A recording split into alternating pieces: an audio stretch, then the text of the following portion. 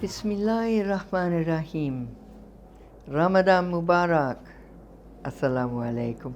Welcome to the Healthy Muslim in Ramadan. We've been discussing the traditions of medicine available at the time of the Prophet. And I hope I've convinced you that the people of that time were very, very intelligent and sophisticated. And considering how late it was, literally over a millennia later, that the West started to understand their ideas, they were what might be called, to put it mildly, ahead of their time. They understood hygiene, they understood the principle of diet, they understood nutrition, they understood specific treatments. There is a huge compendium, please explore it for yourself, of very specific dua and very specific treatments for different conditions. And there is wisdom in using these, because really, is modern medicine the answer? A bit of it is, but be judicious in what you accept. And please do not assume that just because we're a computer literate and technologically sophisticated world, that we know better than the knowledge at the time of the Prophet. I'm really happy to see that there's a resurgence of interest in traditional healing and in the use particularly of the early herbal and medical treatments. I don't think there's a single Muslim program that does not have advertisements for black seed oil or black seed in its purity, which is a mustard seed. And the Prophet said it's a cure for every disease except death. There's just one thing I'd like to ask the people who make black seed oil. Could you try to make it taste a little bit better than engine oil? It's really difficult to take much more than a few drops of it. And for it to work properly, I'm told you've got to take a lot. Even though I really, really wanted to be cured from cancer, I found chemotherapy a lot easier to take than black seed oil. I'm sorry about that. I'd like to move on to the development from this rich traditional theme into what became early Islamic medicine. Now, after the death of the Prophet, peace be upon him, the Ummah travelled, and as we know, there was a conquest of many countries. The history of this is fascinating. A historian said to me, of course, it wasn't a religious conversion, it's just that the purity of the Muslims at that time was such that you could trust your money with them. And most of the other communities were rogues and bandits. And the Muslim Ummah would impose taxes on anybody who didn't convert to Islam, so it was easier to convert because then you didn't have to pay the tax. Whatever. There was a massive, massive spread of Islam. Islam spread as far as China and as far as Spain and all the bits in between. So to Persia, to India, to the further Arab countries. And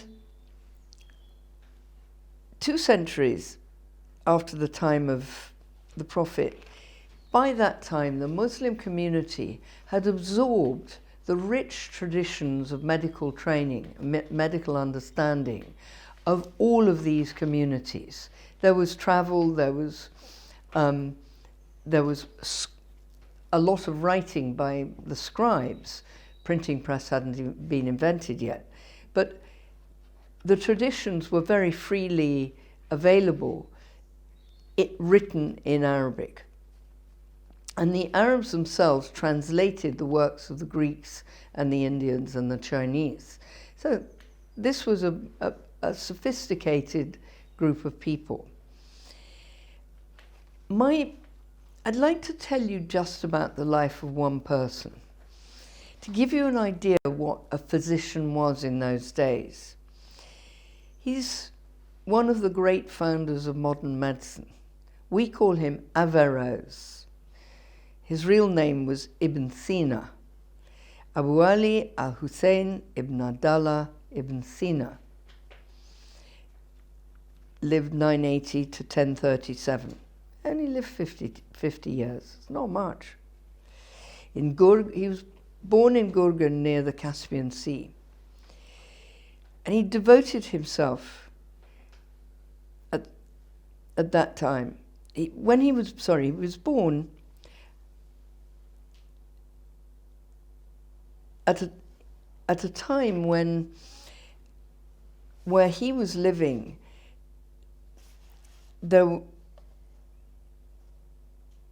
were many other cultures and religions that he was exposed to, so that even by the age of 10, he was Hafiz of Quran, but he was being taught mathematics, jurisprudence, and a very wide cultural knowledge.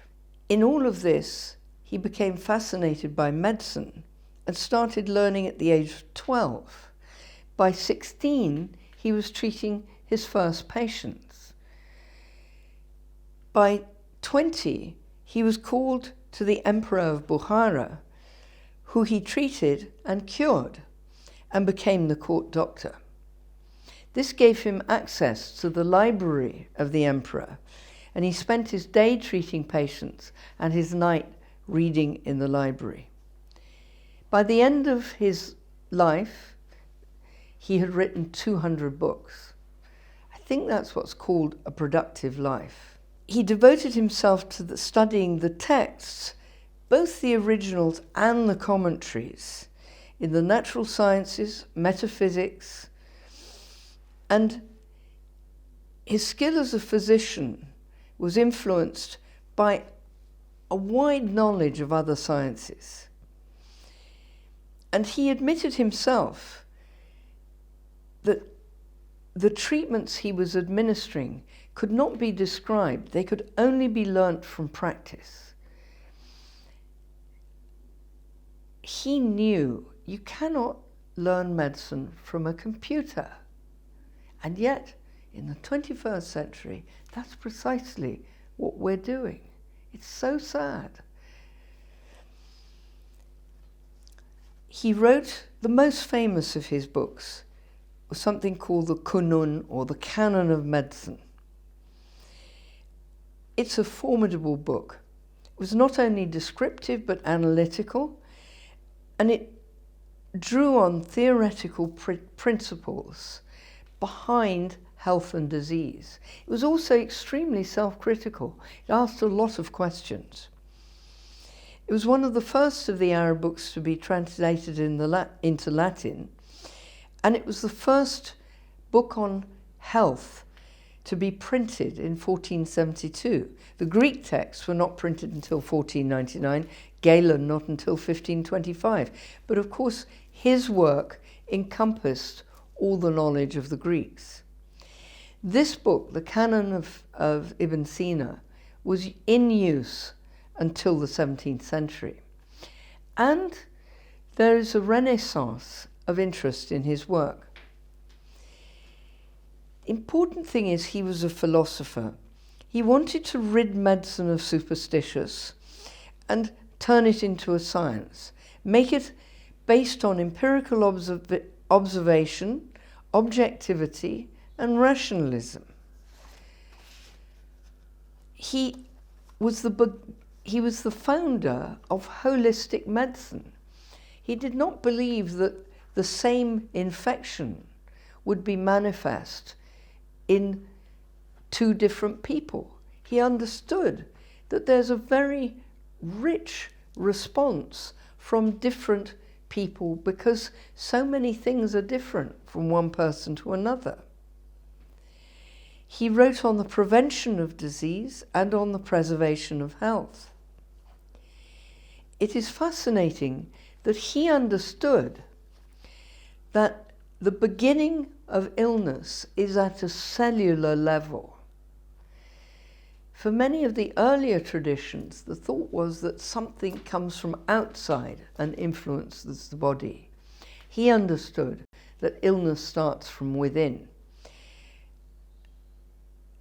And we understand, of course, now that it is the mitochondria of the cell that is weak and either turns into malignancy or is proved to be sensitive to infection and is the key to health and illness. So billions of dollars, hundreds of billions of dollars, and over 1,000 years later, we've only rediscovered what he knew at that time. 20th century medicine has become reductionist. We treat the disease and not the person. Even what's called personalized medicine, you might have heard this term. You think, at last, they're getting back to understand that Harry and Maggie are different. No, it's not about that. They're not treating the human personality. They're not looking at the robustness or fragility of the individual who has the illness. What they're talking about is genomic medicine. In other words, what are the genes involved in your malignancy or your infection, and how can we influence your genes? I want you to come back after the break, because the wisdom of our foremost Muslim physician must be preserved today. You've got a lot to hear about. Please come back. Welcome back. We were talking about my hero, the first Islamic physician, Ibn Sina, known as Avicenna, who was really the father of modern medicine. I'm always interested in the character of people, and this extraordinary man was not a perfect human being. He was obsessional. He was a perfectionist. He was hard on the people around him because he wanted things done the way he wanted them. And he did not trust easy. If you didn't do it right, he was quick to anger. He was somewhat self-confident, perhaps because he was very handsome. But what comes across is the driving, clear-sighted nature of his quest for knowledge, and the quest for that knowledge to be applied in the understanding of mankind, to enable mankind to be strong. The books he wrote, of the 200 books he wrote, they weren't all on medicine. Some were on theology, metaphysics, astronomy, physics, poetry, philosophy. These things were important to the doctor. The doctor was not expected to be a scientist who just dealt in medicine. He was expected to know about everything. But his work was extraordinary. He introduced, way before the 18th century, we're talking about the 1st century, the first book on psychopharmacology. An entire work based on the herbal remedies and medicines that could be used to affect people who were agitated, who were tired, who were depressed, who had strange thoughts, there were lots of ways, and rather sophisticated ways, of describing emotional pain in its various manifestations. He talked about the origin of grief and the sadness associated with it, and pathological grief, people who could not get over their losses and return to a normal life, and ways of helping them. He understood absolutely the effect of a disordered mind on the body. He used, of course, some of the knowledge that was contained in the Greek and Roman tradition, but improved on it from his own understanding. He wrote a primer on medicine of the elderly. The care and the detail and the sweetness with which he observes the frailty of the elderly and the ways we need to help them to be comfortable, to be safe, and to be well. This shows a person who, in spite of the fact that he was self-confident and arrogant, he certainly did not lack compassion. His knowledge of holistic medicine was profound, and he incorporated what was already known at the time of the Prophet, certainly recorded by Ali, the 6 requirements for health: fresh, clean air, food and drink, movement and rest, sleep and wakefulness, eating and exercise, and a healthy mental state.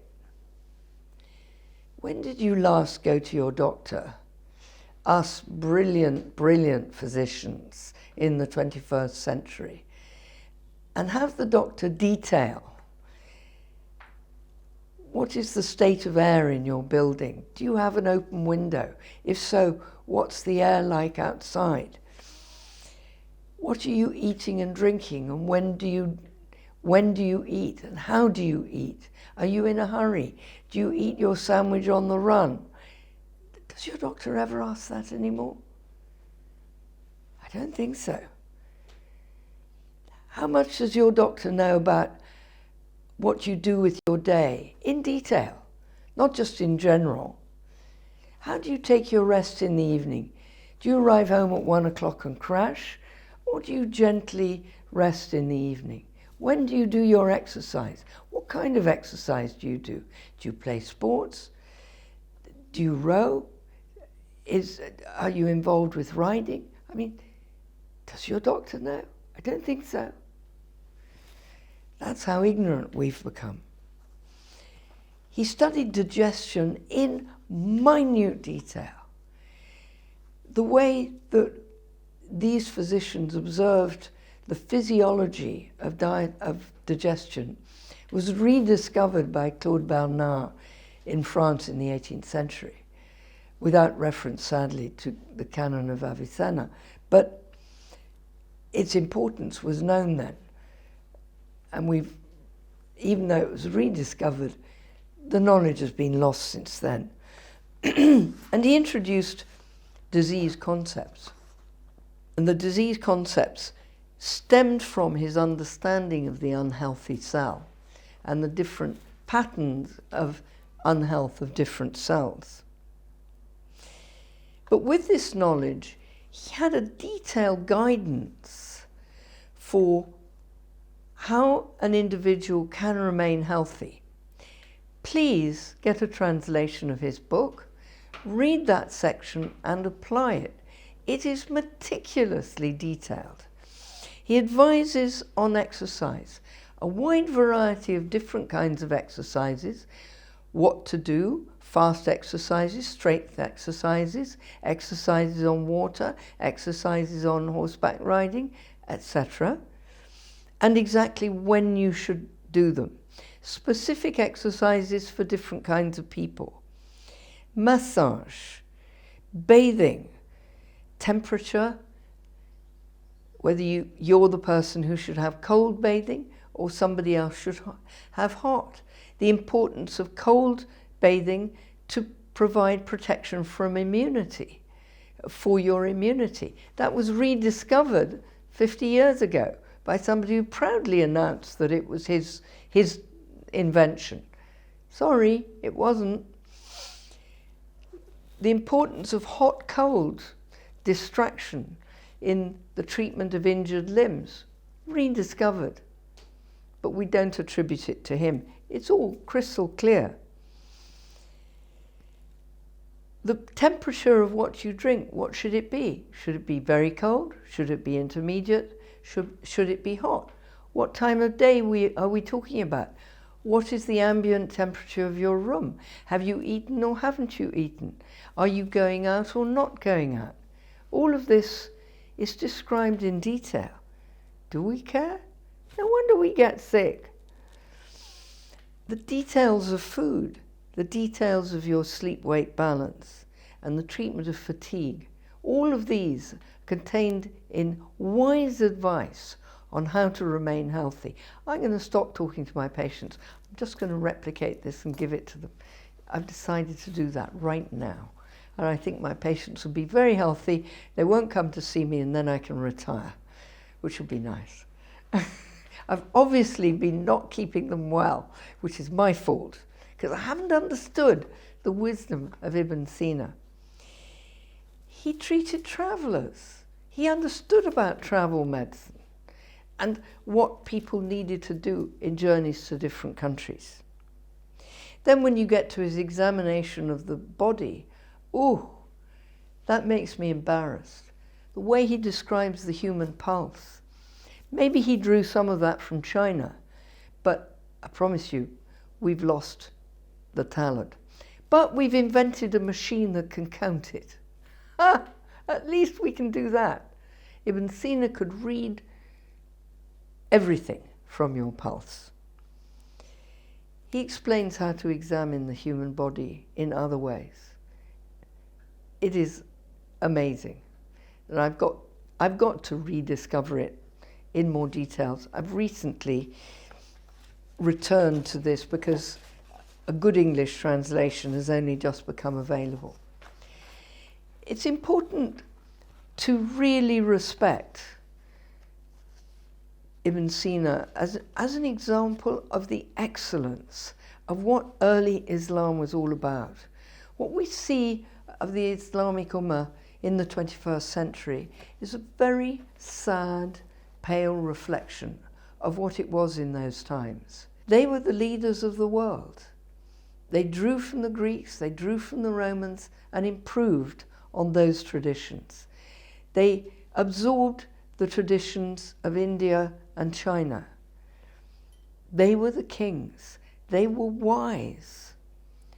Remember, we're talking about the first century. England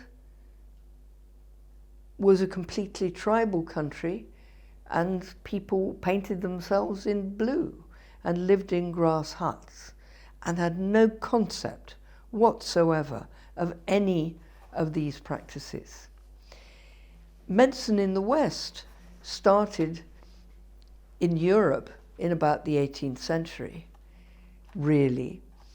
The modern medicine as we understand it.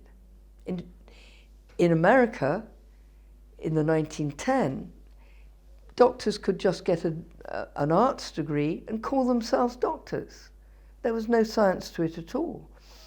Johns Hopkins University, founded by an Irishman, rather strange bachelor who'd made money on the railroads. He sent the Americans to Europe to study and come back, and he founded scientific medicine in America. But this was 8 centuries after Avicenna. As Muslims, we must go back to his knowledge because it contains the knowledge of the Prophet. Thank you for being with us. Please come to our next talk.